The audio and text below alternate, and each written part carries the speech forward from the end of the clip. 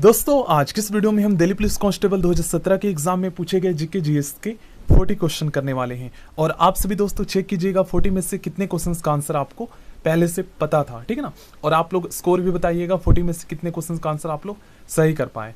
चलिए स्टार्ट करते हैं। देखिए फर्स्ट क्वेश्चन में पूछा गया मूल अधिकारों का संरक्षक किसे कहा जाता है। जो हमारे मौलिक अधिकार है इसकी रक्षा कौन करता है दोस्तों, तो इसकी रक्षा करता है न्यायपालिका, ठीक ना, जुडिशरी करता है। और अगर आपसे पूछा जाए दोस्तों कि संघ, देखिए आप सभी जानते हैं भारत राज्यों का संघ है, तो संघ के लिए जो है ना केंद्र स्तर पर जो है कानून बनाने, संविधान में संशोधन करने, महत्वपूर्ण फैसले लेने का काम कौन करता है, तो इसका सही आंसर होगा विधायिका, या फिर कह सकते हैं व्यवस्थापिका। दोनों एक ही है, अलग अलग नाम से जाना जाता है। और अगर आपसे पूछा जाए दोस्तों कि संघ की, ठीक ना, संघ की विधायिका को क्या कहा जाता है, तो भारत राज्यों का संघ है और इसकी जो विधायिका है ना केंद्र स्तर पर उसे संसद कहा जाता है, ठीक ना। ये भी आपको पता होना चाहिए, जो कि कानून बनाने का काम करता है, ठीक ना, विधि निर्माण का काम करता है। और अगर आपसे पूछा जाए कि कानून को लागू करने का काम कौन करता है, तो आपको बताना है कार्यपालिका, ठीक है ना। इसके अंतर्गत वही पुलिस प्रशासन, सिविल सेवा अधिकारी आ जाते हैं। चलिए नेक्स्ट क्वेश्चन, राष्ट्रपति का अध्यादेश कितने महीनों के लिए लागू रहता है, तो ये दोस्तों 6 महीनों के लिए लागू रहता है। भारत में स्थानीय स्वशासन का जनक किसे कहा जाता है। देखिए स्थानीय स्वशासन दोस्तों ये पंचायती राज से संबंधित है।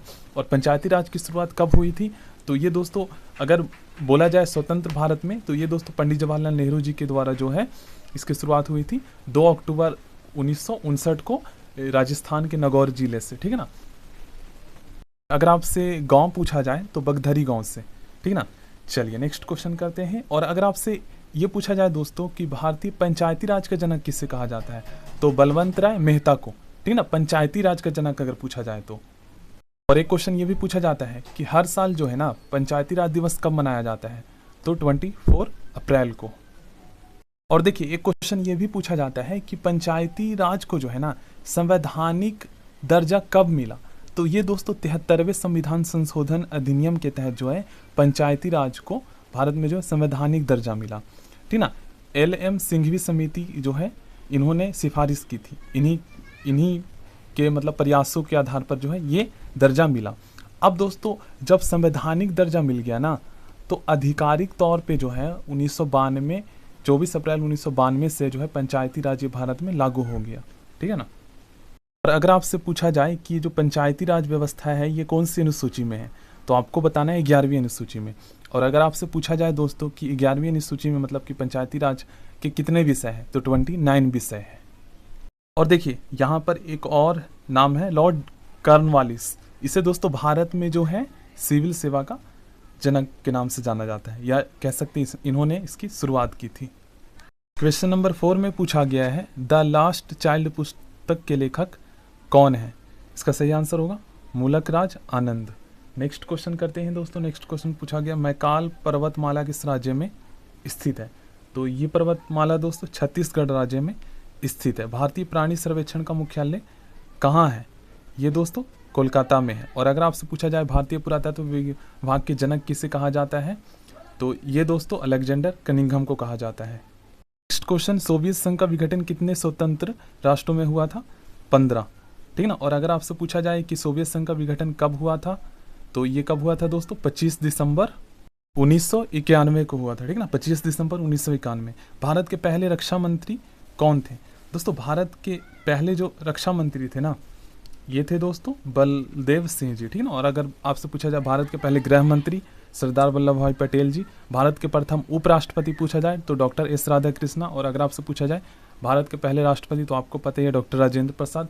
और अगर आपसे पूछा जाए भारत के प्रथम विदेश मंत्री या फिर भारत के पहले प्रधानमंत्री, तो पंडित जवाहरलाल नेहरू विदेश मंत्री भी थे और प्रथम प्रधानमंत्री भी थे, ठीक ना। और सबसे ज़्यादा कार्यकाल जो है पंडित जवाहरलाल नेहरू जी का ही रहा प्रधानमंत्री के रूप में। भारत में पहला सूफी संत कौन थे, सही आंसर होगा दोस्तों ख्वाजा मोइनुद्दीन चिश्ती जी थे, ठीक ना। नाना साहेब के नाम से कौन प्रसिद्ध थे, दोस्तों नाना साहेब के नाम से बालाजी बाजीराव प्रसिद्ध थे, ठीक ना। राष्ट्रीय रासायनिक प्रयोगशाला कहाँ स्थित है, ये प्रयोगशाला दोस्तों पुणे में स्थित है। अद्वैतवाद सिद्धांत के प्रतिपादक कौन थे, मोस्ट इंपॉर्टेंट क्वेश्चन है, इसका सही आंसर होगा शंकराचार्य जी। नेक्स्ट क्वेश्चन, सिक्कों के अध्ययन को किस नाम से जाना जाता है, तो इसे दोस्तों न्यूमिसमेटिक के नाम से जाना जाता है, ठीक ना। चलिए नेक्स्ट क्वेश्चन करते हैं। नेक्स्ट क्वेश्चन में पूछा गया सेल की स्थापना किस वर्ष हुई थी। सेल की स्थापना दोस्तों 1974 में हुई थी, ठीक ना। ये एक पब्लिक क्षेत्र का जो है भारतीय कंपनी है जो कि स्टील बनाने का काम करता है। इसका फुल फॉर्म होता है दोस्तों steel authority of India limited, ठीक है ना। चलिए भारत में मौद्रिक नीति कौन बनाता है दोस्तों। भारत में मौद्रिक नीति जो है भारतीय रिजर्व बैंक बनाता है। सिरके का रासायनिक नाम क्या है। देखिए सिरके का रासायनिक नाम दोस्तों एसिटिक एसिड होता है। और अगर आपसे पूछा जाए फॉर्मिक एसिड किस में पाया जाता है, तो ये दोस्तों मधुमक्खी के डंक में, लाल चींटी में, और दोस्तों बिरनी में पाया जाता है। उसके बाद ये बिच्छू में भी पाया जाता है, ठीक है ना, उसके डंक में। साइट्रिक एसिड क्या है, तो ये दोस्तों साइट्रिक एसिड जो है खट्टे फलों में जैसे नींबू में, संतरे में पाया जाता है। सुंदरवन के जंगल को क्या कहा जाता है। इसे दोस्तों मैग्रोव वन कहा जाता है, ठीक ना। क्वेश्चन नंबर 18 दूध का पीएच मान कितना होता है। देखिए दूध का पीएच मान दोस्तों 6.4 से 6.6 के बीच होता है। अब यहाँ पर आप लोग समझिए जो पीएच स्केल होता है ना, पीएच स्केल पर दोस्तों बीच में उसका पीएच मान लिखा हुआ होता है, मतलब कि स्टार्टिंग से 0 से लेकर 14 तक जो है नंबर लिखे होते हैं, ये सभी पीएच मान होता है, ठीक ना। तो जो बीच वाला पॉइंट होता है ना, ये दोस्तों उदासीन होता है, मतलब कि जल का पीएच मान, शुद्ध जल का पीएच मान 7 होता है, ठीक ना। और अगर 7 से जिसका पीएच मान कम रहा है, ठीक ना, 7 से जिसका पीएच मान कम होता है वो अम्लीय होता है, और 7 से जिसका पीएच मान ज़्यादा होता है वो क्षारीय होता है। तो जो जितना जिसका पीएच मान जितना कम होगा 7 से, वो उतना ज़्यादा अम्लीय होगा, ठीक है। तो यहाँ पर जो आप लोग देख रहे हैं दूध का पीएच मान 6.4 से 6.6 है, ये जो है लगभग मतलब उदासीन के आसपास है, ठीक ना, मतलब बहुत ही कम अम्लीय है। तो इस तरीके से आप लोग समझ सकते हैं। स्वेज नहर किन दो सागरों को जोड़ता है। ये दोस्तों भूमध्य एवं लाल सागर को जोड़ता है। मछलियों के अध्ययन को क्या कहा जाता है। मछलियों के अध्ययन को दोस्तों एथियोलॉजी कहा जाता है। डेंड्रोलॉजी छोटे छोटे पौधे और झाड़ियों के अध्ययन को कहा जाता है, ठीक है, याद कर लीजिएगा। नेक्स्ट क्वेश्चन मोहम्मद गौरी ने मुल्तान पर किस वर्ष अपना अधिकार किया था। 1175 ईस्वी में। आगा खान प्लेस कहाँ स्थित है। ये प्लेस दोस्तों मुंबई में स्थित है, ठीक है। यहाँ पर जो है एक आंदोलन के दौरान गांधी जी, कस्तूरबा गांधी और उनके और भी स्वतंत्रता सेनानियों को यहाँ पर रखा गया था। द्वैतवाद सिद्धांत के प्रतिपादक कौन थे, तो इसका सही आंसर होगा दोस्तों निम्काचार्य जी, ऑप्शन सी। बिली किस देश में चलने वाली पवन का नाम है। ये दोस्तों ऑस्ट्रेलिया में चलने वाली पवन का नाम है। भारतीय दंड संहिता, ठीक है ना, इंडियन पैनल कोड आईपीसी किस वर्ष लागू की गई थी। तो ये आईपीसी दोस्तों 1862 ईस्वी में लागू की गई थी। ध्वनि के अध्ययन को किस नाम से जाना जाता है दोस्तों। ध्वनि के जो अध्ययन है ना, इसे दोस्तों एकॉस्टिक्स के नाम से जाना जाता है, ठीक ना। चलिए उत्तर तथा बाल्टिक सागर के मध्य कौन सा नहर स्थित है।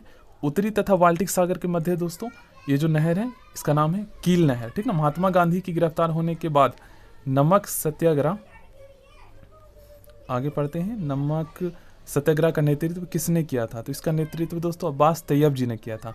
विकिरण चिकित्सा में प्रयुक्त होने वाला नोवेल गैस कौन सा है। यह है दोस्तों रेडॉन, ठीक है ना। चलिए नेक्स्ट क्वेश्चन करते हैं। नेक्स्ट क्वेश्चन में पूछा गया है लोकहितवादी के नाम से किसे जाना जाता है। लोकहितवादी के नाम से दोस्तों गोपाल हरि देशमुख को जाना जाता है। और अगर आपसे पूछा जाए कि लोकनायक के नाम से किसे जाना जाता है, तो जयप्रकाश नारायण को जाना जाता है, ठीक ना। जयप्रकाश नारायण दोस्तों इन्होंने एक आंदोलन की भी शुरुआत की थी, उनका नाम था संपूर्ण क्रांति, ठीक ना। चलिए टू लाइफ्स पुस्तक के लेखक कौन है। देखिए टू लाइफ्स पुस्तक के लेखक दोस्तों विक्रम सेठ है, ठीक ना। शुद्ध दायित्व सिद्धांत के प्रतिपादक कौन थे, तो इसके प्रतिपादक थे दोस्तों वल्लभाचार्य जी, ठीक है ना। नेक्स्ट क्वेश्चन, किस प्रधानमंत्री को संसद ने मतदान द्वारा अपदस्थ कर दिया था, मतलब कि अविश्वास प्रस्ताव द्वारा अपदस्थ कर दिया था बीपी सिंह जी को, ठीक है। चलिए नेक्स्ट क्वेश्चन करते हैं। नेक्स्ट क्वेश्चन पूछा गया वृक्षों एवं झाड़ियों का अध्ययन क्या कहलाता है। डेंड्रोलॉजी कहलाता है, ठीक ना। और पोमोलॉजी जो है फलों का अध्ययन कहलाता है, याद कर लीजिएगा।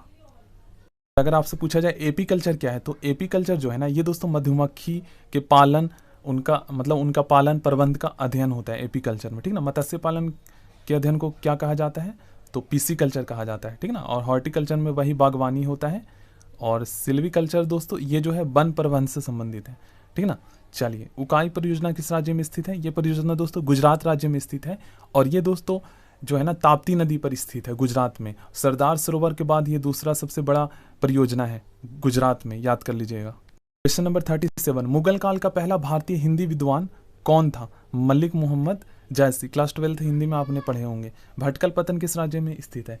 ये पतन दोस्तों कहाँ स्थित है, तो ये स्थित है दोस्तों कर्नाटक राज्य में, ठीक है ना। चलिए, रेशम कीट पालन का अध्ययन क्या कहलाता है? रेशम कीट पालन का अध्ययन दोस्तों सेरीकल्चर कहलाता है, ठीक ना, ये तो आपको पता ही है। 3 बीघा कॉरिडोर किन 2 देशों को जोड़ता है? ये दोस्तों भारत और बांग्लादेश को जोड़ता है। पुष्पों का अध्ययन क्या कहलाता है? पुष्पों का जो अध्ययन है दोस्तों ये कहलाता है एंथोलॉजी, ठीक है ना। आई होप आप लोगों को समझ में आया होगा। सो प्लीज़ दोस्तों वीडियो को लाइक कर दीजिएगा।